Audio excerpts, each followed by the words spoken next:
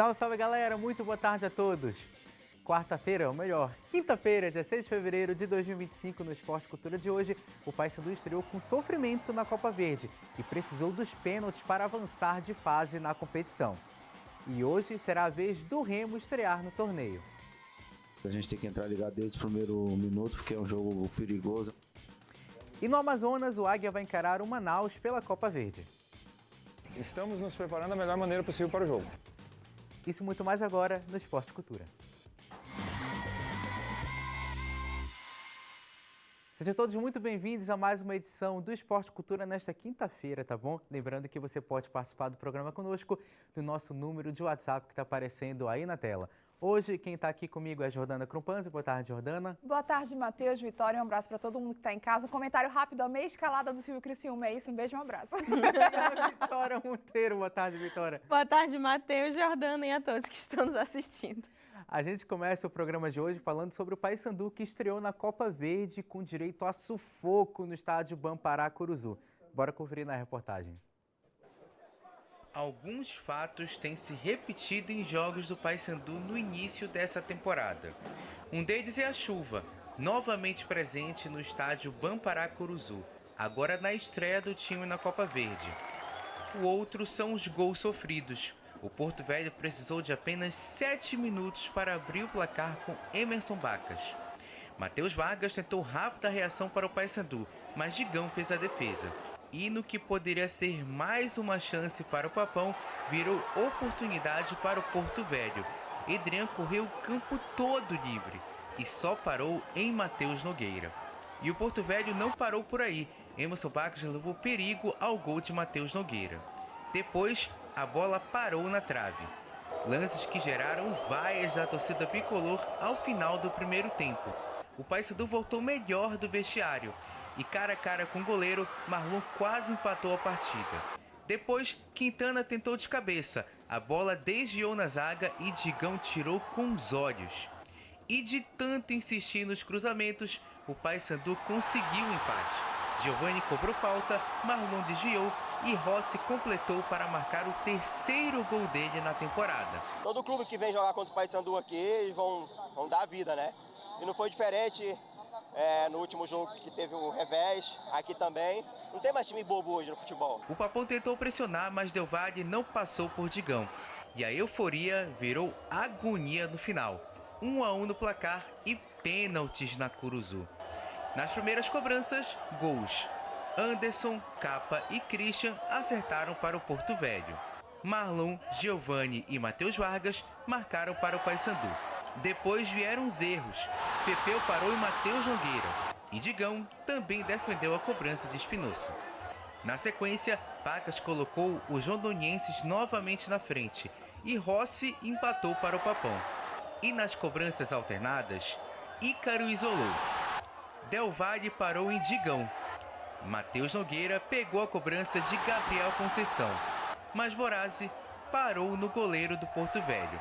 Daí, Matheus Nogueira precisou aparecer novamente ao defender o chute de Renan, até que Quintana finalmente garantiu a classificação bicolor às quartas de final na Copa Verde, 5-4 nos pênaltis. Passado o drama, agora o Paysandu aguarda o vencedor do confronto entre Águia e Manaus para saber quem vai ser o próximo adversário na Copa Verde. Merecíamos até a vitória pelo que nós produzimos no segundo tempo, mas não aconteceu.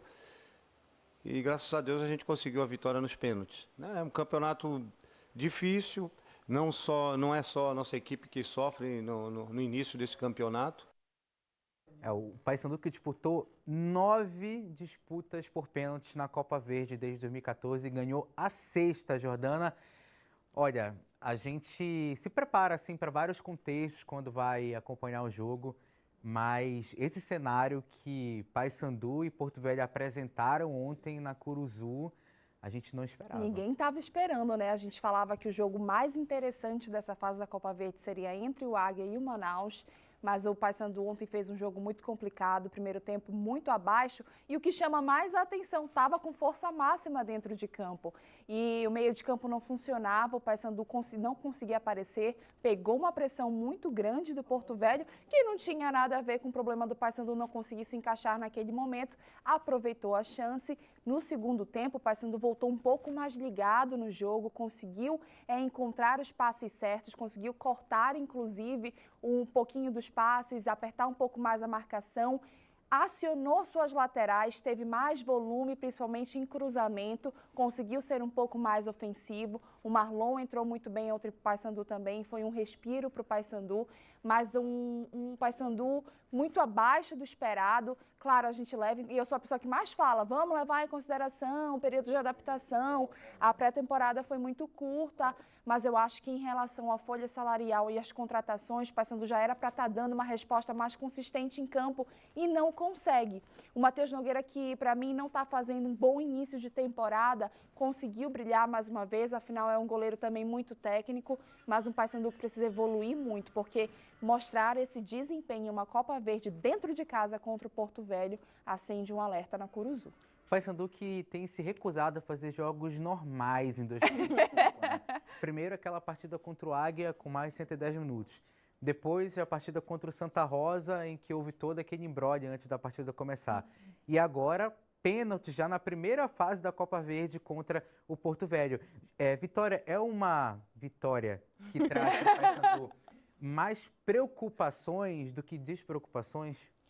Eu tenho medo do que vai vir no próximo jogo, né? O que vai acontecer? É uma vitória que não tem um gosto de vitória, desceu aí meio amarga, mas aconteceu, né? A classificação veio depois de um destaque do Matheus Nogueira. Eu acho que os times paraenses vão estar nos destaques dos goleiros. Sim. Primeiro o Axel Lopes no Águia de Marabá, naquela primeira fase, e agora o Matheus Nogueira. Que situação complicada. Eu complementando um pouco do que a Jordana falou, a gente respeita o tempo de adaptação, pré-temporada e tudo, é importante, ok. Só que já deu esse tempo. O Paysandu não está encaixando. Tem alguma coisa que não está funcionando e precisa mudar. Né? Eu falei aqui ontem sobre o jogo contra o Santa Rosa, que o Paysandu teve. Eu falei, depois disso, é muito difícil você colocar o Paysandu como favorito, assim, super favorito nos próximos jogos. E a gente viu essa situação. Porto Velho estava fora de casa, a Curuzu tinha torcedores, estava cheia. E mesmo assim, a força só veio no segundo tempo com alguma movimentação do Márcio Fernandes durante o intervalo, depois da entrada do Marlon. Então, alguma coisa precisa mudar, senão o Paysandu vai deixar muito a desejar em 2025. Olha, eu dificilmente entro em um mérito que é a questão de vestiário. A gente sabe que aqui no Esporte Cultura a gente se atém muito a ser extremamente técnico, mas é algo que a gente não pode passar em branco, né? Afinal, o próprio Matheus Vargas, uma das contratações mais badaladas do Paysandu, falou que tem um problema interno. Então, mais uma vez, como em 2024, o Paysandu acaba se batendo em vestiário. Será que a gente vai perder mais uma vez para vestiário? É complicado. É complicado. Vamos de interação aqui no Esporte Cultura. O Dorival Lanuna diz o seguinte: boa tarde. Esse técnico do Paysandu tem que ser dispensado. O torcedor não vê evolução do time, parece time de pelada. Não mostra uma jogada diferente, é sempre a mesma coisa, é horrível. O torcedor já na bronca com o Márcio Fernandes, Jordana. Acho que em times como o Paysandu, times que estão em Série B, Série C, enfim, que não são elite, não tem tanto dinheiro assim para investir, os jogadores eles precisam se adaptar ao estilo de jogo do técnico. E eu acho que acontece um pouco de vice-versa. Não é tão fácil assim essa adaptação. Afinal, você não tem a contratação de jogadores que têm um repertório muito grande dentro de campo. E além de Paysandu e Porto Velho, outros 3 jogos foram disputados pela Copa Verde também. Nos pênaltis, o Vila Nova venceu o Luverdense e avançou às quartas de final. Em Manaus, o Amazonas venceu o Tocantinópolis por 5-1 e segue também na competição. Já o União Rondonópolis foi até Goiás vencer a Aparecidense por 3-2. Outro resultado que chamou a atenção, a classificação do Vila Nova contra o Luverdense, mas também nos pênaltis, Vitória. A Copa Verde que tem alguns personagens já, figurinhas repetidas, né? Vila Nova segue, também o segundo que você falou, eu esqueci agora. Luverdense. O Luverdense, é uma galera que sempre Amazonas. tá. O Amazonas que é uma grande eu não diria ameaça, mas é um time que tem se apresenta uma preparado, rivalidade, né? isso, e tem se preparado para a disputa de campeonato brasileiro. Então pode ser que tenhamos aí também um campeão de fora do estado, a gente não sabe como vai ser, e ainda existem alguns jogos para acontecer. Vamos ver como vai ser. E hoje será a vez do Águia entrar em campo pelas oitavas de final da Copa Verde. No Amazonas, o azulão marabaense vai encarar o Manaus na Arena da Amazônia. E o técnico Silvio Criciúma falou sobre o duelo. Bora conferir. É nessa batida de evolução, de crescimento, né, de trocar o chipzinho rapidamente, porque é um jogo mata, único, contra uma equipe que fez 3 jogos na competição, empatou, perdeu, ganhou. E estamos nos preparando da melhor maneira possível para o jogo. Palavras do Silvio Criciúma, o Águia que vai ter mais um confronto bem difícil nesse início de temporada, agora vai encarar o Manaus lá no Amazonas, lembrando que jogo único, se empatar, assim como foi na partida contra o Paysandu, decisão por pênalti, Jordana. Eu já tô achando que se o Águia chega na terceira fase da Copa do Brasil, vem o Flamengo, vem um negócio do porque pelo Santos, porque o Águia não tá tendo paz nesse início de temporada, né? Eu acho que enfrentou o Paysandu, enfrentou o Remo, fez jogos muito difíceis, se classificou com méritos na Copa Verde, com o Axel Lopes brilhando mais uma vez, e é indiscutível que ele é realmente um dos grandes destaques da equipe. Mas é um jogo muito difícil porque do outro lado tem um técnico muito, muito inteligente, um técnico que sabe colocar a sua equipe muito bem organizada taticamente dentro de campo, um técnico que consegue ser mais ofensivo, mas que tem é muito sólido defensivamente também, trabalha muito o meio de campo, coloca sempre um volante de cobertura na frente da sua defesa. Então, o Júlio César, ele traz essa solidez dentro de campo, sempre é um time muito regular. O Águia agora vai ter um trabalho por conta da pessoa que está na beira do gramado, do adversário, que é um técnico que consegue fazer uma estratégia de jogo muito inteligente. E bora na redação com o Renan Melo, porque o Manaus vai encarar o Águia com um velho conhecido do futebol paraense, como a Jordana adiantou pra gente. Boa tarde, Renan. Boa tarde, Matheus, Vitória, Jordana, a todos que acompanham o Esporte Cultura. Pois é, logo mais o Manaus é o adversário do Águia na segunda fase da Copa Verde e o treinador da equipe amazonense, como vocês falaram, é um velho conhecido do futebol paraense. Júlio César Nunes, que comandou a Tuna na temporada 2024, é o treinador da equipe amazonense em 2025. E ele falou sobre esse confronto contra um time que ele já conhece. Vamos ouvir. Expectativa positiva, a gente vem jogando dessa forma no estadual, jogo a jogo, cada jogo uma final, então não vai ser diferente. A gente sabe que tem a particularidade de ser um jogo de mata, né? Se perdeu tá fora, empatar pênalti, então tudo isso a gente está entendendo, né? Essa atmosfera diferente de uma Copa Verde do que de um estadual. Mas a importância é a mesma, o nível de concentração alto, a gente sabe dessa rivalidade, né, do Amazonas com o Pará.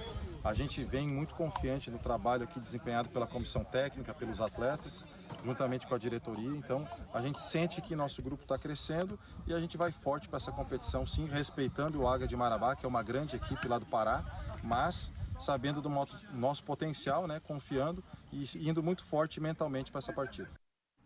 Para esse confronto, o técnico Júlio César Nunes não tem nenhum desfalque da equipe e ele deve manter o mesmo time que jogou o clássico contra o Amazonas pelo campeonato estadual. Lembrando que Manaus e Águia se enfrentam hoje às 9 horas da noite na Arena da Amazônia, na capital amazonense. E em caso de empate, a decisão de quem avança a fase seguinte vai para os pênaltis. Lembrando que esse confronto sai aí o adversário do Paysandu. Volto contigo, Matheus. Muito obrigado, Renan, pelas informações. Vitória, dá para dizer que esse jogo do Águia contra o Manaus é uma espécie de referência do que o Águia pode encontrar, por exemplo, na Série D do Campeonato Brasileiro?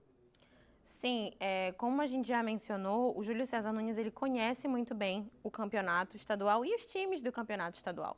Né, conhece o Águia de Marabá, como funciona.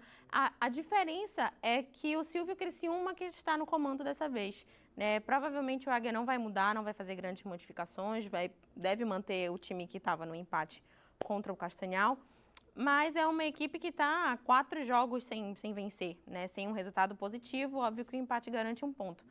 Então, a gente sempre fala será que é interessante realmente essa Copa Verde?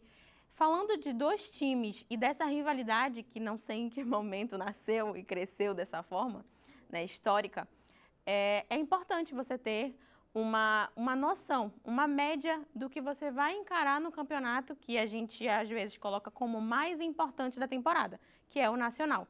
Então, você ter essa disputa tão intensa com times, eu ainda acredito que o Manaus, dentro do histórico, seja o favorito, né, nesse momento. E vai ser um jogo muito intenso e importante também. Eu acho que hoje a gente também pode ter um encontro muito interessante do Júlio César com um dos melhores meio-campistas do Campeonato Paraense hoje, que veio para o futebol paraense por ele, que é o Germano. Então a gente vai ver como o Júlio César vai tentar neutralizar o Germano e como o Germano pode surpreender o Júlio César. Vai ser muito legal. Manaus que soma 3 jogos na temporada, uma vitória, um empate e uma derrota. E o Remo vai receber hoje o São Raimundo de Roraima no estádio Bampará-Bainão, prometendo mudar a postura dentro de campo. Bora conferir na reportagem. O Remo estreia hoje na Copa Verde de 2025 de portões fechados, sem apoio do Fenômeno Azul. O primeiro duelo na competição será contra o São Raimundo de Roraima no estádio Bampará-Bainão. Esta será a primeira das 3 partidas que o time azulino vai jogar de portões fechados. Mesmo sem o 12º jogador, o elenco azulino garante que o foco está voltado para garantir a classificação às quartas de final. A gente está muito concentrado, né? Acho que é um jogo, como você falou, que nós não conhecemos muito o adversário, nós não sabemos como o adversário marca, como eles atacam, mas a gente tem que entrar ligado desde o primeiro minuto, porque é um jogo perigoso, é um jogo de mata-mata, é um jogo só onde você tem que errar o mínimo para você sair com o resultado positivo. Esta será a 3ª vez que Remo e São Raimundo vão jogar na Copa Verde. Em 2023, nas quartas de final, cada um venceu um jogo. Na ida, o time de Roraima fez 1-0 jogando em casa. Já na partida de volta, o Remo garantiu a vaga na semifinal vencendo o jogo. E o duelo pelo saldo de gols ao fazer 3-0 no estádio Bampará-Bainão. Agora, para 2025, a equipe de Roraima chega a Belém com desfalques no setor ofensivo. Os atacantes Fabrício Kanté e Ian, autores de 2 dos 4 gols da equipe na primeira fase da competição, estão fora do jogo por opção do técnico Chiquinho Viana. Já no Remo, o técnico Rodrigo Santana promete mudanças na maneira de jogar da equipe. Não tem jogo fácil, cara. Não tem jogo fácil. Todo jogo que a gente assiste, rapaziada, é um jogo truncado, vai jogar com a gente fechadinho, vai sair em contra-golpe. Né? A gente tem que parar de, com todo respeito ao adversário, perder para a gente mesmo, sabe? Porque a gente que vai passando confiança para o adversário devido às falhas que a gente vai adquirindo, num erro de passe, às vezes num pé de ferro no meio de campo, que a bola está com o nosso controle e a gente acaba errando uma dividida, tenta chegar mais forte, sabe? Compete um pouquinho mais no alto, né? Eu acho que a gente está falhando muito nisso. Remo que busca o bicampeonato na Copa Verde e meio que aumentou a atenção para esse jogo contra o São Raimundo, levando em consideração principalmente o que Vila Nova e Paysandu, por exemplo, passaram na primeira fase da competição, Jordana. E que pode estar invicto no Campeonato Paraense, mas que também apresentou um desempenho um pouco abaixo na partida contra o Capitão Poço e no primeiro tempo contra o Caeté. Então, se a gente pega esse retrospecto das equipes que vão jogar hoje, o Clube do Remo precisa entrar um pouco mais ligado dentro de campo, precisa principalmente conectar o seu meio de campo com a fase mais ofensiva. O Remo cria muitas chances, chega no último terço, não consegue finalizar, isso também é um problema. E olha que a gente está falando de um dos melhores ataques do Campeonato Paraense e que todos os seus atacantes fizeram gols. Eu acredito que é uma questão de entrosamento. Se a gente for olhar o Clube do Remo de uma forma coletiva, são excelentes peças que conseguem brilhar individualmente, mas que precisam entrar num coletivo nesse momento. O São Raimundo vem com desfalques, principalmente no seu ataque. Meio-campistas vão entrar no lugar dos atacantes, mas mesmo assim, Paysandu, Vila Nova mostraram que precisa de atenção, senão acho que um deslize, ainda mais quando você já não tem mais jogos de ida e volta, agora é pênalti, você pode sofrer um pouquinho. Bora voltar na redação com o Renan, porque um dos destaques do Remo na temporada fez revelações como vem jogando pelo clube. Diga lá, Renan, qual é esse destaque e quais foram essas revelações? Te adoro uma fofoca aqui. É o Jaderson, Matheus, que foi o coringa da temporada 2024 por atuar aí no meio de campo e também no ataque. Porém, neste ano ele vem jogando aí mais pelo meio de campo e ele fez essas revelações sobre o porquê ele está jogando mais pelo meio de campo nesta temporada 2025 e não tanto pelo ataque. Vamos ouvir. Desde que eu cheguei aqui, eu já falei para ele que eu quero jogar de volante, que eu sou volante. Com certeza eu vou estar disposto para jogar em qualquer posição para poder ajudar o grupo, como ajudar o Remo, mas ele já sabe a minha posição, já sabe onde que eu gosto de jogar, onde eu me sinto mais à vontade. Eu falei que esse ano não ia ser o Jaderson diferente do ano passado, ia ser o mesmo Jaderson que ia estar sempre lutando dentro de campo, sempre brigando por tudo, para ajudar o clube, para ajudar o elenco também, então esse ano não vai ser diferente. Aí a explicação do Jaderson, por que ele está jogando mais pelo meio de campo, ou melhor, a explicação do volante Jaderson, Matheus. Muito obrigado, Renan, pelas informações. É a posição que ele prefere jogar desde a temporada passada, embora ele tenha atuado em outras funções jogando com a camisa do Remo. Ele que foi titular em todos os jogos do ano de 2025. Mas para ti, Vitória, é um jogador que, levando em consideração o que a gente viu no ano passado, poderia estar entregando mais nesse início de 2025? Poderia. Talvez a questão aí seja a forma como o técnico consegue ver ele dentro da estratégia de jogo, né? Indo naquela base do futebol, o volante ele precisa ajudar tanto na defesa como no ataque. E para isso você precisa de um condicionamento físico muito maior, são 90 minutos aguentando, correndo de um lado para o outro. Então tem que ter uma estrutura completamente diferente, até mental também, de você saber ter a inteligência de analisar como é que o jogo está funcionando. Então, a forma como o Rodrigo consegue ver o Jaderson dentro desse time, com novas peças do que 2024, completamente diferente. Óbvio que o esqueleto, eu amo que a Jordana fala, o esqueleto do time permanece igual, mas você tem peças novas e que podem trazer algo a mais. Então, essa galera que está remanescente, de forma geral, precisa mostrar também que está evoluindo junto com a equipe. Isso é muito importante. Final de primeiro tempo aqui no Esporte Cultura. Na volta a gente segue falando sobre o Parazão e muito mais. Não sai daí.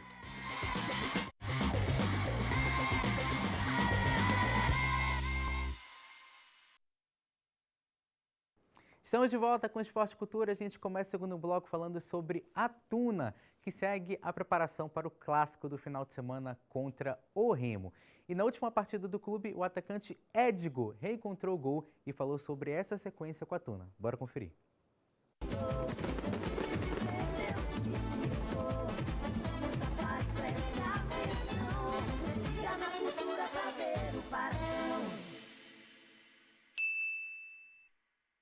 Cara, muito feliz pelo gol, já vinha trabalhando algumas rodadas, mas acabou que ele não saiu. Agora é aproveitar essa sequência, temos um jogo muito importante contra o Clube do Remo, no Mangueirão, que é um dos grandes estádios do Brasil. Aproveitar essa sequência, o grupo vem trabalhando bem e acredito que vamos conquistar os 3 pontos nessa próxima partida. Confronto direto, sabemos que temos a oportunidade de ficar líder do campeonato ou na segunda posição e depois ir rodada a rodada, né, buscando a classificação em primeiro ou segundo. Palavras do atacante Edgo, que chegou a fazer um gol contra o Remo no Campeonato Paraense do ano passado, quando era jogador do São Francisco. Jordana, o que a gente pode esperar da Tuna nesse jogo contra o Remo? Uma Tuna com uma postura ofensiva, com uma postura mais defensiva, buscando o jogo, esperando mais o Remo? Edgo, que foi responsável por demitir o Ricardo Catalá. Sim. Mas olha, é sempre um jogo muito interessante. Eu vou dar um spoiler e fico muito feliz que serei comentarista dessa partida. É sempre um jogo muito interessante. São duas equipes que se lançam ao ataque. A gente pode esperar um jogo extremamente aberto, um jogo mais ofensivo. A Tuna jogou dentro do Baenão ano passado e não teve medo de ser feliz, explorou muito essas laterais. Teve como principal personagem o Gabriel Furtado naquela vitória. O Clube do Remo vai jogar hoje, vai estar um pouco cansado da logística, claro que vai ser em Belém, mas é uma logística de jogo, de estrutura, de condicionamento físico dos seus atletas, mas que precisa também dar uma resposta um pouco mais firme no Campeonato Paraense, pelo que apresentou contra o Capitão Poço. Então, um jogo muito mais ofensivo, um jogo que as equipes vão se lançar ao ataque e um dos melhores jogos do Campeonato Paraense. Eu acho Remo e Tuna um clássico ainda mais interessante do que Paysandu e Tuna. Vitória, em relação à Tuna em 2025, a Tuna perdeu 2 jogos para o Paysandu, agora vai jogar contra o Remo. Venceu o Bragantino e também na rodada passada conseguiu ganhar do Cametá. Dá para dizer que esse jogo contra o Remo vai ser mais uma prova de que a Tuna pode se garantir nesse top 3 assim, dos principais times do futebol paraense?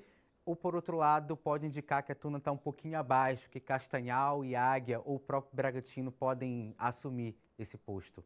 Eu vou pegar um comentário que a gente fez logo no início do programa em relação a essa pré-temporada, que existe um tempo para você perceber que o time está começando a se readaptar. A última rodada, a Tuna estava bem melhor. Os jogadores estavam muito mais confortáveis dentro de campo. E isso não relacionado ao time adversário. Funcionava melhor.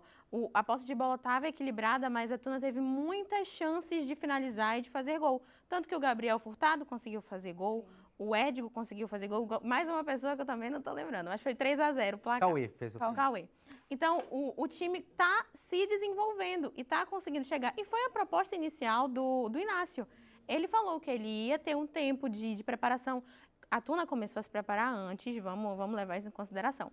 Mas você consegue ver dentro de campo que existe uma evolução. Talvez seja entrosamento, a gente não sabe o que rola ali nos bastidores, mas a forma como os jogadores estão levando esse campeonato paraense pode ajudar muito, porque existem as rodadas, é um processo que, ao mesmo tempo que é lento, ele também não pode demorar tanto, porque são apenas 8 rodadas, e esse jogo contra o Remo é um clássico. Pode ser um momento chave para tu não mostrar porque veio. E olha só, se a gente fala de ofensividade do lado do Remo, que todos os atacantes já marcaram gol, agora do lado da Tuna eu acredito que também, porque a gente já teve Edgo, Gabriel Furtado, Jaime, Alex Silva, então duas equipes que vão entrar com poder ofensivo muito grande.